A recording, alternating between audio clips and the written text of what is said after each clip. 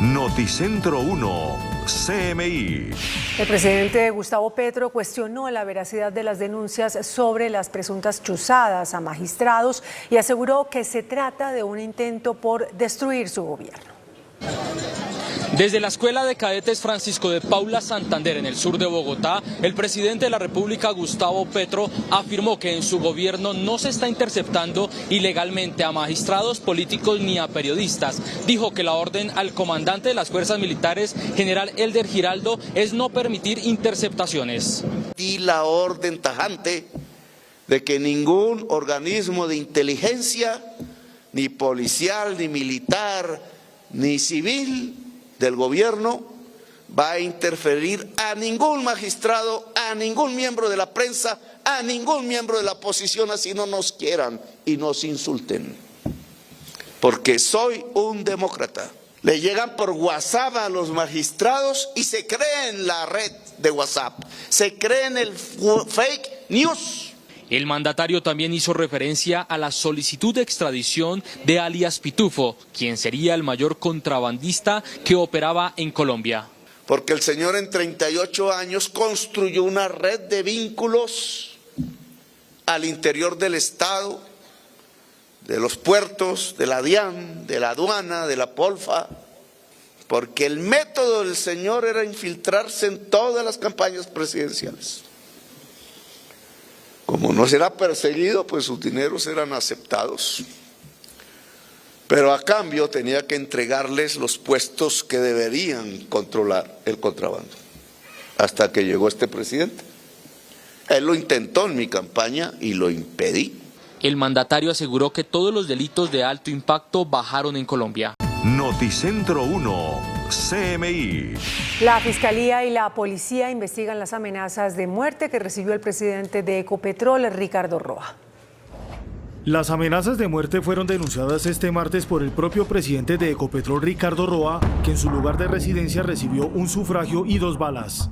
La junta directiva, funcionarios y sindicatos de la empresa rechazaron estas amenazas contra la vida del directivo. A través de un video, el presidente de la petrolera expresó su agradecimiento por los mensajes de apoyo y solidaridad.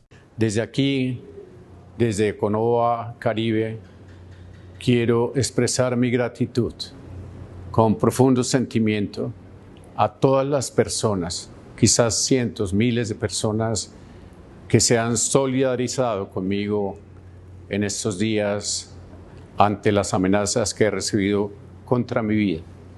En Ecopetrol, primero la vida. Afirmó que seguirá trabajando firmemente en la compañía. Seguiremos trabajando firmemente, convencidos de la gran joya de la corona que tenemos al frente, convencidos de esa gran responsabilidad que tenemos con el país y con la sociedad en lo que es la transición energética. Cabe notar que la empresa, a través de su jefe de seguridad, puso en conocimiento de la Fiscalía General de la Nación y de la Policía Nacional esta situación.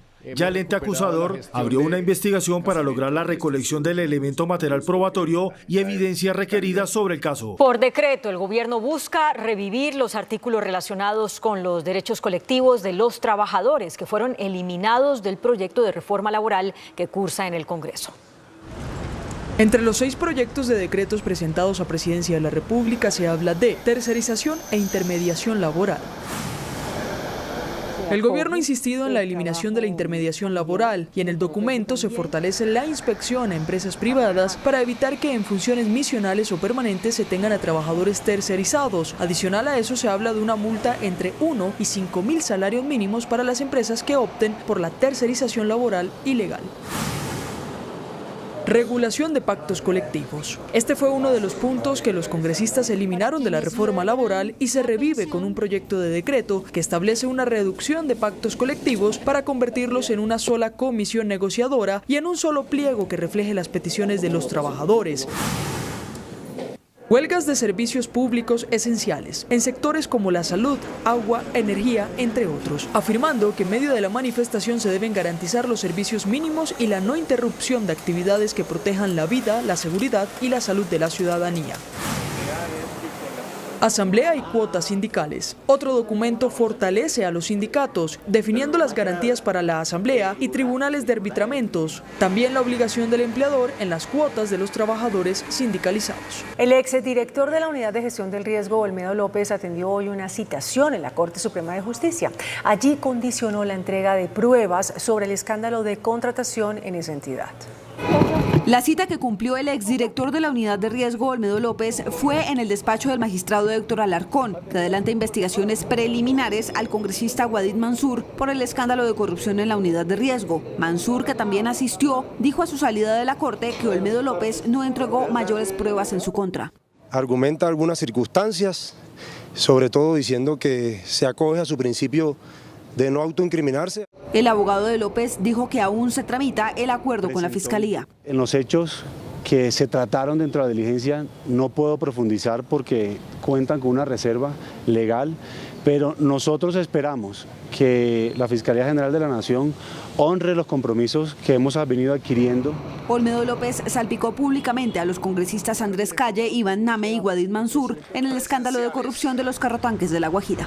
Los sindicatos apoyaron la decisión del gobierno de reglamentar por decreto los derechos colectivos laborales.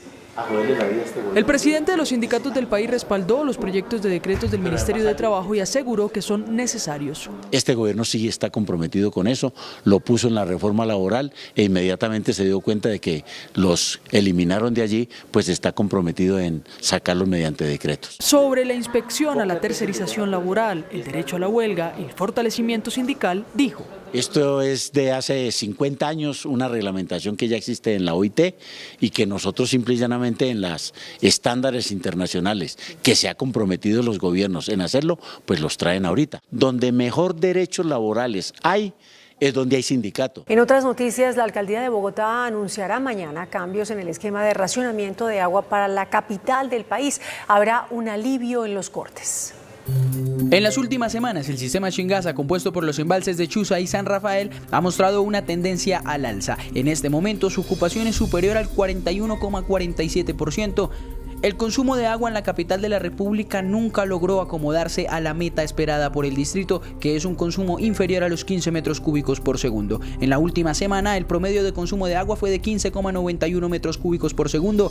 A pesar de ello y debido a la mejoría del sistema Chingaza, la Alcaldía de Bogotá prepara una flexibilización en las medidas de racionamiento. El anuncio oficial lo hará la Alcaldía Mayor de Bogotá en las próximas horas. Sin embargo, en Noticentro 1 CMI pudimos establecer que los racionamientos ya no serán cada 9 días, sino cada 18 días. Los cortes serán día de por medio, es decir, si la zona 1 tiene restricción el día lunes, la zona 2 ya no tendría restricción el día martes, sino el día miércoles. La meta del distrito es que en octubre el sistema Chingaza en su totalidad supere una ocupación del 70%, esto para garantizar el abastecimiento del próximo año. Este miércoles en la mañana, el alcalde mayor de Bogotá, Carlos Fernando Galán, anunciará oficialmente lo que pasará con el racionamiento en Bogotá. El expresidente y director del Partido Liberal, César Gaviria Trujillo, criticó al comisionado para la paz, Oti Patiño, por lamentar la muerte de un cabecilla de las disidencias de las FARC. Las críticas de Gaviria se dan luego de que el comisionado de paz, Oti Patiño, lamentara la muerte de un jefe guerrillero de la Nueva Marquetalia. Y me niego a creer que la política de paz del presidente Petro tenga detrás esa manera de pensar. En un video enviado a los medios de comunicación, el expresidente dice que las disidencias han incumplido los acuerdos que alcanzaron con este gobierno. Y es difícil entender cómo algo que viola el derecho internacional humanitario, que viola las normas de la Corte Penal Internacional, se hace de esa manera. Así no vamos a llegar a la paz. En un comunicado, el expresidente advierte que Patiño está jugando con su puesto tras las polémicas declaraciones. Aunque el plan de alimentación escolar alcanzó una cobertura del 79%, aún faltan 1.200.000 estudiantes por recibir este beneficio, según el gobierno. Son 5.9 millones de estudiantes los beneficiados por el plan de alimentación escolar. Eso se traduce en una cobertura del 79%. La meta del gobierno es cubrir a los 1.200.000 estudiantes que faltan de aquí a 2026. En la ruralidad ya estamos en el 92%, en comunidades étnicas, por ejemplo, comunidades indígenas, alrededor del 90%, pero aún así nos siguen faltando niños. El municipio de Algeciras, en el Huila, no está operando el PAE porque sus operadores están siendo amenazados o extorsionados. La Gobernación de Córdoba hay retos financieros, acaban de recibir unos recursos, sus recursos, las de regalía, fueron aprobados, pero habrá un tránsito. Me imagino que tiene que ver con los temas de contratación, licitaciones y demás. Se adelantan también convenios con INVIMA y otras entidades para mejorar la calidad de los alimentos. La Policía Nacional desarticuló una red criminal dedicada al asesinato y a la extorsión y que había amenazado al presidente Gustavo Petro.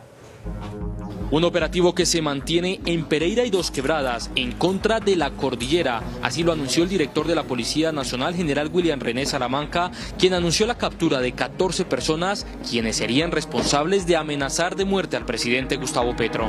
Un grupo delincuencial como la cordillera le ha hecho mucho daño al eje cafetero, a la sociedad, a los jóvenes. Hoy 14 de sus integrantes han sido capturados por la policía. Repito, estamos en plena operación. La investigación continúa. Su cabecilla ha sido capturado por la policía en jurisdicción de Pereira.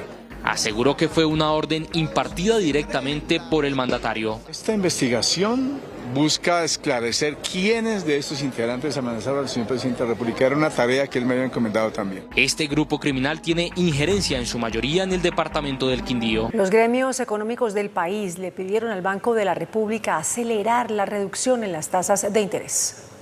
El presidente de la Sociedad de Agricultores, Jorge Bedoya, le envió el siguiente mensaje a la Junta Directiva del Banco de la República. Primero, que sigan bajando las tasas de interés, ojalá de una manera mucho más contundente, pero la verdadera pregunta es qué tan rápido ya la banca comercial va a transferir esa reducción. Dice que el sector agropecuario es uno de los más perjudicados con los créditos caros. Porque al menos en nuestro caso, algo que siempre terminará asfixiando a los productores es el alto costo del crédito, porque el sector agropecuario siempre tiene un perfil de riesgo más alto. A su turno, el presidente de ACOPI se sumó al llamado gremial a bajar más rápido las tasas de interés. Mire, el sistema financiero colombiano es un sistema chupasangre. Aquí desangran al micro, pequeño y mediano empresario y en general a todos los usuarios del sistema financiero. Lo más importante que tenemos que hacer nosotros es bajar la tasa de intereses. Finalmente, el presidente de Cotelco, José Duarte, afirmó que a medida que baja la tasa de interés, aumenta la ocupación hotelera. Aumenta el escándalo por las presuntas interceptaciones ilegales a magistrados. La Justicia Especial para la Paz también pidió investigar hechos de esa naturaleza. Por su parte, la Procuraduría indaga si funcionarios de la Dirección de Inteligencia han hecho las llamadas chuzadas. Mañana, el presidente de la Corte Suprema de Justicia, Gerson Chaverra, se reunirá con el director de Inteligencia, Carlos Ramón González, para hablar de este tema. Pero en 3 ocasiones el presidente de la Corte Suprema de Justicia... El director de la Dirección Nacional de Inteligencia, Carlos Ramón González, sostendrá una reunión privada con el presidente de la Corte Suprema de Justicia, Gerson Chaverra. La reunión se dará luego de las preocupaciones de magistrados de supuestas interceptaciones ilegales. La Corte Suprema de Justicia ya había enviado en al menos 3 ocasiones mensajes al gobierno en los que expresaba su preocupación por el aparente seguimiento ilegal a sus magistrados. Esto dijo Carlos Ramón González en un debate de control político el pasado 18 de junio. Doctor Carlos Ramón, tenemos informes de que nos están chuzando a los magistrados, nos están haciendo seguimientos, nos están chuzando. La tercera ocasión me mencionó un nombre. Investigamos todo lo que había que investigar y descartamos cualquier posibilidad de que ese señor estuviera en esa actividad. Precisamente la Procuraduría anunció una apertura de indagación contra funcionarios por determinar del Departamento Nacional de Inteligencia, luego de que el magistrado de la Corte Constitucional, Jorge Enrique Ibáñez, denunciara los hechos ante la Fiscalía. Pero las preocupaciones de magistrados no se quedan ahí. La fiscal Luz Adriana Camargo también recibió de la JEP un oficio en el que piden investigar si los magistrados de esa corporación están siendo interceptados ilegalmente. En la petición se lee que este fin de semana en algunos medios de comunicación se dio a conocer que algunos magistrados de la JEP tenían la sospecha de ser objeto de interceptaciones. La Contraloría General denunció la pérdida de numerosos bienes incautados a la mafia que estaban en poder de la Sociedad de Activos Especiales. Un extenso informe de auditoría de la Contraloría General advierte sobre el extravío de por lo menos 28.000 millones en bienes incautados a la mafia y que están bajo custodia de la Sociedad de Activos Especiales SAE. La SAE tampoco no pudo dar cuenta de dónde se encontraban. Jenny Lindo, contralora delegada para la justicia, dijo que están perdidos 69 relojes Rolex y 31 taxis. No se encontraban estos relojes de alta gama en la caja fuerte en la cual debían estar en ese momento. Tampoco la entidad pudo darnos cuenta de en dónde se encontraban estos relojes. Están evaluados en 1.300 millones de pesos aproximadamente. El informe advierte que 15 caballos de paso fino se vendieron por debajo de su valor comercial. En Cali encontraron una casa para actividades sexuales y en zona rural del Valle del Cauca encontraron otra casa en la que al parecer se hacía licor adulterado. La SAE contestó a la Contraloría que tienen un déficit de personal y de recurso humano para poder atender todas las necesidades que tiene la entidad. En Antioquia, un doble secuestro se reportó en el municipio de Segovia. Según la investigación, Fidel Bandovino y Víctor Pulgarín fueron secuestrados por varios hombres armados en zona rural de Segovia, en Antioquia. Las autoridades investigan si el caso está relacionado con otra doble retención denunciada la semana pasada en zona rural de Remedios. Operan el ELN y el Clan del Golfo, ¿sí? Pero se tiene conocimiento de que las retenciones fueron por parte del Clan del Golfo.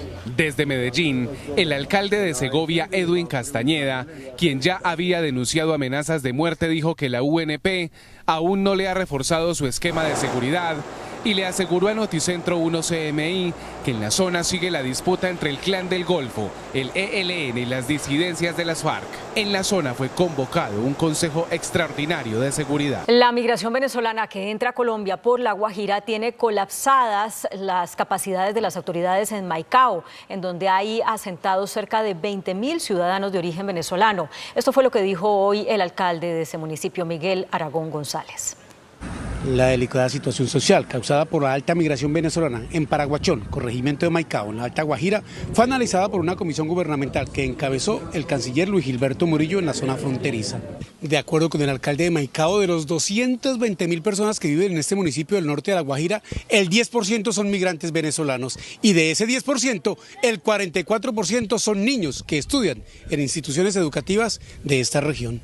Unas cifras muy preocupantes porque nosotros tenemos aquí unas necesidades básicas insatisfechas por atender con nuestro presupuesto y haberse aumentado tanto la población, aumentaron mucho más las necesidades y obviamente las precariedades. Tenemos que hacer más inversiones en regiones como estas que están impactadas por esos flujos migratorios, porque realmente los recursos para poder absorber un flujo tan importante de migración son insuficientes. Es una respuesta insuficiente porque son más de 10.000 familias las que han ido llegando y esperamos que con el nuevo censo que se va a hacer en La Guajira pues nos den datos reales de cuánta población es la de Maicao. El canciller Luis Gilberto Murillo también anunció la creación de un centro de atención nacional que atienda a la población migrante en la zona fronteriza entre Colombia y Venezuela por la Alta Guajira. Por las obras de la primera línea del metro de Bogotá habrá un nuevo cierre de una estación en la troncal Caracas de Transmilenio que inicia este 13 de julio. Se trata de la estación Calle 72, una de las más importantes de la troncal de la Caracas y una de las más transitadas de todo el sistema de transporte masivo de Bogotá. Sus usuarios están inconformes debido a las grandes distancias que tendrán que caminar ahora para abordar el Transmilenio, esto a partir del 13 de julio. Ahora me toca caminar, no sé, hasta Hermes, pero me queda muy lejos. Malo. Pues porque se le va a dificultar a uno, tiene uno que caminar más alto para llegar al destino. Transmilenio ofrece a los usuarios afectados 3 estaciones como alternativas. La idea es que nuestros usuarios de transporte público tengan las mejores alternativas. En este caso vamos a tener 3 estaciones que son las alternativas para la movilidad de nuestros usuarios. La estación Flores Área Andina, la estación Calle 76 San Felipe y también nuestra estación Polo. El cierre de esta estación durará por lo menos 1 año y medio. Para hacer interceptaciones telefónicas en Colombia se requiere una orden de un juez. De lo contrario, se configura un delito. Un reportero de Noticentro 1 CMI consultó con una persona experta cómo se interviene una línea telefónica. Las interceptaciones telefónicas son técnicas utilizadas en la inteligencia del Estado para escuchar conversaciones sin el conocimiento de los involucrados. La Ley 1621 de 2013 establece las normas para que los organismos del Estado realicen esta clase de actividades más conocidas como chuzadas. Para interceptar a nivel central hay una serie de requisitos que deben cumplir los fiscales, como unas órdenes de policía judicial, unas órdenes de interceptación, y deben tener unos motivos fundados. No se puede interceptar a cualquier persona porque sí. En Colombia, la Fiscalía General de la Nación es la encargada de centralizar las operaciones legales de interceptación telefónica apoyada por los operadores de telefonía, por lo que realizarlo de manera irregular es complicado. A nivel extrajudicial, pues ya es mucho más complejo porque debe tenerse los equipos y la tecnología, que es muy costosa, que no la tiene ninguna persona particular en el país, y adicionalmente tendría que tener acceso directamente al equipo o al dispositivo para instalar algún tipo de software espía. Asimismo, la ley permite que las autoridades realicen dentro de sus órdenes o misiones de trabajo un monitoreo al espectro electromagnético de comunicaciones privadas. Con la actual tecnología es complejo determinar cuándo un dispositivo ha sido chuzado.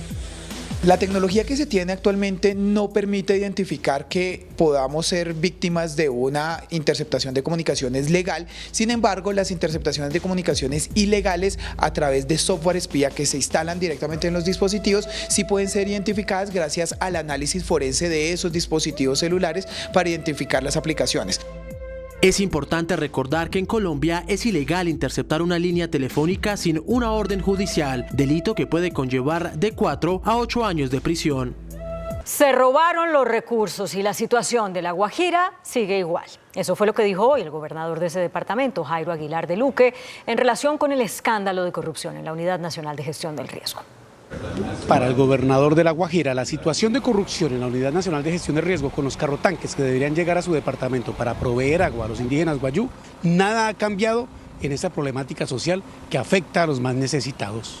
Se robaron la plata y las condiciones siguen siendo igual de complejas, aún más graves. Nosotros necesitamos atenciones de emergencia de manera inmediata, que era uno de los temas que pensaba resolver a través de esas acciones. Necesitábamos también mejorar las condiciones de almacenamiento de agua potable. Dice el gobernador que, conocedor de la situación de los más vulnerables en su departamento, pide que quienes se robaron la plata paguen las mayores consecuencias ante la justicia. Que la justicia opere, porque este tipo de hechos no nos los podemos permitir. Yo creo que es de absoluta gravedad en un pueblo con tantas necesidades que pasen este tipo de cosas. El gobernador de Luque anunció que en los próximos días el presidente Gustavo Petro retornará a su departamento para hacer frente a la situación de compromisos del gobierno nacional con La Guajira. Y los representantes de más de 40 organizaciones de víctimas del conflicto armado tuvieron su primer cara a cara con los delegados de la Mesa de Diálogos con el ELN. Pidieron prorrogar el cese del fuego con esa agrupación y excluir a la población civil del conflicto. Por primera vez en lo que lleva a la Mesa de Diálogos con el ELN, esta organización alzada en armas escucha a las víctimas. Un 30% de ellas víctimas directas del ELN. Para nosotros como víctimas ha sido muy importante y sabemos y tenemos en cuenta de que en este punto que estamos trabajando pues no es el punto principal, el 4, que es el que le corresponde a las víctimas, pero de igual manera todos los aportes que salgan de aquí hoy, en este encuentro del 24 y 25, sirvan para cuando ya empiecen los encuentros con las víctimas, ya que las víctimas pues son el eje principal de la participación y somos los que estamos en los territorios y somos los que estamos viviendo este contexto del conflicto. Los representantes de las víctimas piden a los grupos armados el respeto al derecho internacional humanitario y acordar alivios humanitarios para los territorios más afectados por la violencia.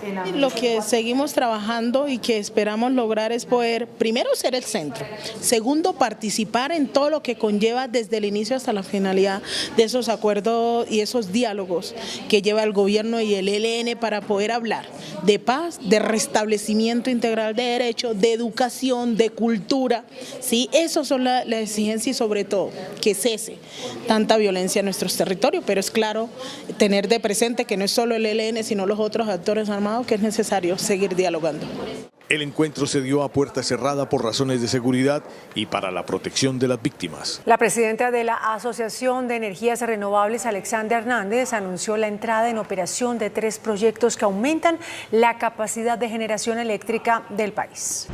3 proyectos de energía renovables entraron en operación esta semana entregando energía comercial al sistema interconectado nacional. Los proyectos solares se ubican en Córdoba, Sucre y Magdalena. Con ello se completa una capacidad de generación de 1 giga adicional, lo que representa una participación del 10% en el total nacional. Es una energía limpia, o sea, 0 emisiones, más competitiva en términos de tarifa para el bolsillo de los hogares colombianos. Este año han ingresado al sistema 12 proyectos de energía limpias, otros 10 están en prueba y se espera que ingresen hacia el cierre del año. Que esperamos entrarán a mediados del segundo semestre de este año a inyectar energía al sistema. Se espera medidas desde el gobierno que agilicen los trámites ambientales y sociales para la puesta en marcha de estos proyectos, claves para la transición energética.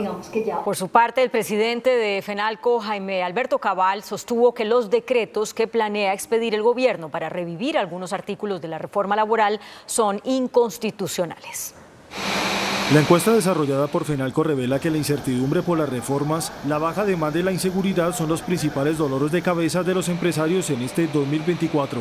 Sobre el primer punto señaló que las reformas impulsadas en el Congreso generan más dudas que aciertos y otras como la laboral traerán graves consecuencias para el comercio. Advirtió que los decretos del Ministerio de Trabajo son inconstitucionales. Se va, por un lado, a tramitar los artículos que pasaron en la Comisión Séptima de la Cámara, pero por otro lado el anuncio de hoy es que van a sacar por decreto, lo cual es inconstitucional porque está de alguna manera violando la voluntad de los legisladores.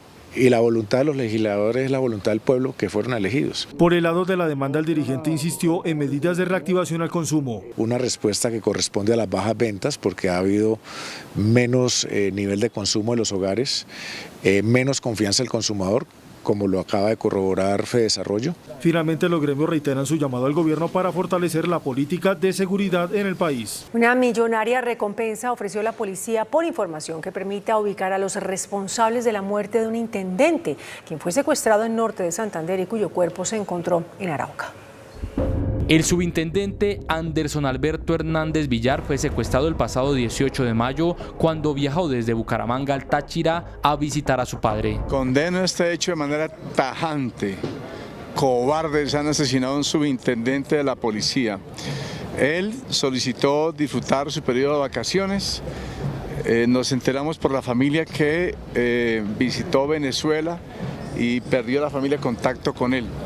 Las autoridades hoy confirmaron que fue secuestrado presuntamente por el ELN y que posteriormente lo asesinaron. Su cuerpo fue encontrado el día de hoy. En zona rural de Arauquita, y ya la investigación señala que es nuestro policía. El subintendente Hernández fue asesinado. Efectivamente, el director de la policía ofrece una recompensa de hasta 50 millones de pesos para quien dé información que nos permita capturar a los responsables. Las exequias del subintendente se darían en Venezuela, donde está la familia del uniformado. Y atemorizados están los habitantes de Cajibío, municipio del Cauca, por los combates en zona rural de la población. Habitantes del corregimiento de Ortega, en Cajibío, Cauca, se encuentran confinados en sus viviendas debido a los constantes combates que se presentan en la zona entre tropas del Comando Específico del Cauca y presuntos integrantes del grupo armado organizado residual Estructura Jaime Martínez. La gente de Ortega para salir a Cajibío tiene que pasar por el Dinde y no lo puede hacer, entonces tiene que buscar otras alternativas de cambio. Solicitamos a los grupos al margen de la ley que entiendan que el derecho internacional humanitario es para aplicarlo y es de obligatorio cumplimiento. Es aberrante que no respeten el dolor de la comunidad de Ortega Cajibío. El ataque en Ortega resalta la creciente amenaza que representan las disidencias de las FARC en la región del Cauca. Las fuerzas militares han intensificado sus operativos en la zona, pero la adaptabilidad y los nuevos métodos de ataque de estos grupos subversivos complican los esfuerzos de pacificación y control del territorio. A 2 debates de convertirse en ley está un proyecto cuyo propósito es aumentar el presupuesto para la atención de salud mental en Colombia y el cuidado psicológico desde los colegios. En el Congreso de la República avanza un proyecto de ley que busca fortalecer la atención de trastornos que afectan la salud mental. Y es que según el Instituto Nacional de Salud, las cifras de colombianos que piden atención por casos como la depresión van en aumento, superando anualmente los 220.000 casos. Y los trastornos mentales definitivamente son la nueva pandemia de nuestro país. Es la pandemia del siglo XXI, son los trastornos mentales. Con el proyecto se busca garantizar atención psicológica para evitar los casos de violencia intrafamiliar que en 2021 superaron los 51.000, en 2022 los 61.000 y el año pasado ya superó los 63.000 casos. Hay un tema de salud mental porque definitivamente aquí no sabemos gestionar las emociones, no tenemos herramientas para superar los obstáculos, no tenemos la posibilidad de entender que si la otra persona tomó la decisión de irse, pues que no es mi propiedad privada. El proyecto busca además que en los colegios se preste atención de salud mental y se destine más dinero del presupuesto nacional. Por su parte, el gremio de las generadoras de energía rechazó las denuncias sobre presunta cartelización para elevar los precios de la energía. A través de un comunicado, a la Asociación de Generadores de Energía Hidroeléctrica, Acolgen, respondió así a las denuncias por presunta cartelización en el sector. Manifestamos nuestro desacuerdo respecto a los términos en los que se realiza esta denuncia. Agregó que sus generadoras afiliadas están en total disposición de colaborar con las investigaciones. Disposición de atender en forma individual cualquier requerimiento que se le haga, en aras de demostrar que su comportamiento sea adecuado a la Constitución. Isagen, otra de las empresas denunciadas, respondió que por el contrario han incentivado la rebaja en las tarifas. Otorgó descuentos unilaterales y voluntarios en los contratos de largo plazo. Solo los descuentos a la empresa Aire suman 21.000 millones de pesos durante los años 2022-2023. Y negó irregularidades con los precios. Isagen cumple rigurosamente con todas las regulaciones que rigen el sector eléctrico y las normas generales de competencia. La Superintendencia de Sociedades dio un plazo de 2 meses a la compañía de telefonía móvil WOM para capitalizarse. Según el superintendente de Sociedades, Billy Escobar, aproximadamente en 8 semanas se definiría la continuidad o no de la empresa de telefonía móvil WOM, actualmente incursa en un proceso de reorganización en esa superintendencia. El tiempo máximo a demandar la claridad de si se salva o no se salva la empresa, si seguimos en reorganización, son 2 meses. Y en eso estamos alineados con el Ministerio de las TIC. ¿Qué se necesita para salvar esta compañía y evitar la quiebra? Bueno, sí, el señor ministro ha hablado de aproximadamente 30 millones de dólares que entre otras cosas deben llegar en esos 2 meses. El objetivo del proceso de reorganización, según el Supersociedades, es salvar 2.600 empleos y garantizar la continuidad del servicio a más de 6 millones de usuarios.